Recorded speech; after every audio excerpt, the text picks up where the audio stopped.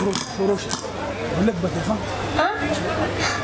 دمه خوش برا لا سنو بلخا چھوٹ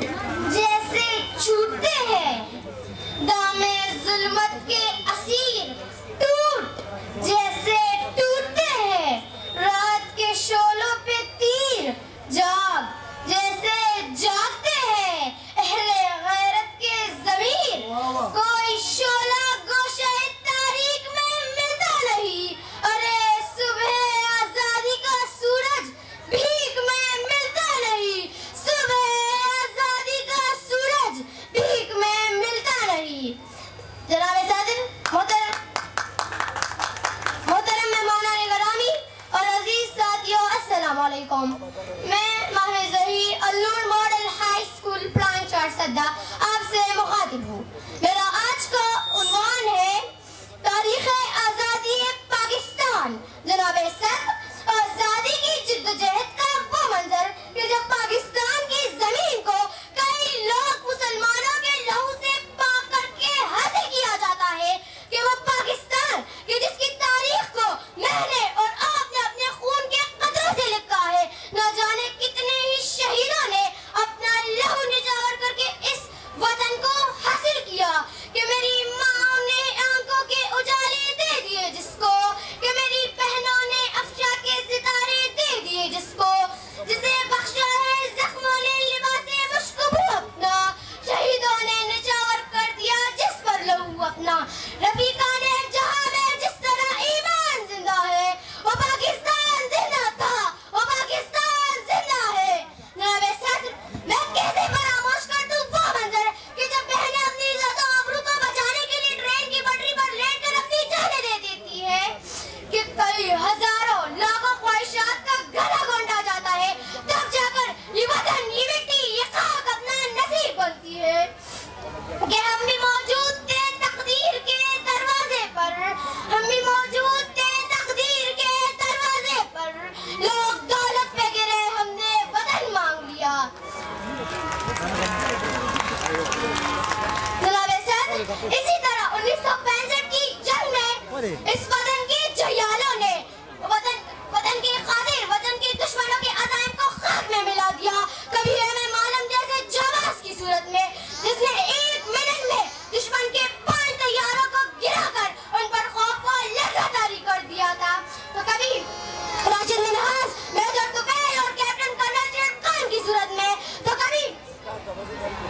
میجر عزیز بھٹی کی صورت میں جنہوں نے اپنے سینے پر بم باندھ کر اس بات کا اعلان کر دیا کہ چاہے میرے جسم کے ٹکڑے ٹکڑے کیوں نہ ہو جائے لیکن میں اپنے دشمنوں کو مزہ چکھا کر رہوں گا ہم تو مٹ جائیں گے عرض وطن ہم تو مٹ جائیں گے عرض وطن تجھ کو زندہ رہنا ہے قیامت کی سحر ہونے تک جناب صدر اسی طرح ہمارے دشمنوں نے 1965 میں یہ بات بڑے فخر سے کہی تھی کہ ہم صبح کا ناشتہ لاہور میں کریں گے لیکن سلام ہو اس وطن کے جانباز سپاہیوں پر جنہوں نے ان کو ناشتہ تو کیا ایسا لنچ کرایا کہ شاید وہ اس لنچ کو کبھی نہ بھولیں گے کیونکہ شہید کی جو موت ہے وہ قوم کی حیات ہے شہید کی جو موت ہے وہ قوم کی حیات ہے رب صدر ملی نہیں ہمیں عرض پاک تخفے میں ملی نہیں ہمیں عرض پاک تخفے میں صلح کو دی بجھے تو یہ چراغ جلا رب صدر یہ خاک تو وہ خاک ہے جسے اپنی جان سمجھا تو 27 رمضان 14 اگست کو کئی لاکھ قربانیاں دینے کے بعد اس وطن کو حاصل کیا یہ خاک تو وہ خاک ہے جسے اپنی جان سمجھا تو ستار ایدیلیم ایک ایمبولینس سروس سے اپنے سفر کا آغاز کر کے دنیا کی سب سے بڑی ایمبولینس سروس بنا کر انسانیت کی خدمت کو اپنی زندگی کا مقصد بنا لیا یہ خاک تو خاک ہے جسے اپنی جان سمجھا تو عبدالقدیر خان نے اپنا فرض پورا کیا یہ خاک تو خاک ہے جسے اپنی جان سمجھا تو مریم مختار نے پہلی خاتون پائلٹ ہو کر پاکستان کا نام روشن کر دیا یہ خاک تو خاک ہے جسے اپنی جان سمجھا تو اربا کریم نے تعلیم کے میدان میں پاکستان کا نام روشن کر دیا اور یہ خاک تو خاک ہے جسے اپنی جان سمجھا تو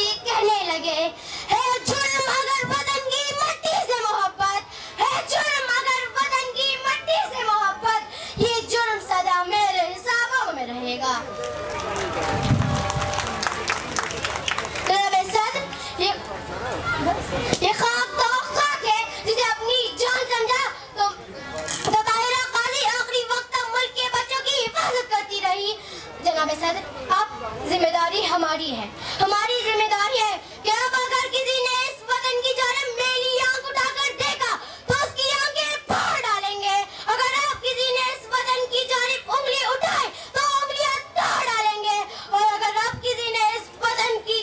طرف کے خلاف زبان چلائی تو وہ زبان کھینچ ڈالیں گے، اور جب وہ اپنے مقصد میں کامیاب ہو جائے تو دنیا سے یہ کہہ دینا کہ یہ رونقیں یہ لوگ یہ گھر چھوڑ جاؤں گا، یہ رونقیں یہ لوگ یہ گھر چھوڑ جاؤں گا، ایک روز روشنی کا نگر چھوڑ جاؤں گا،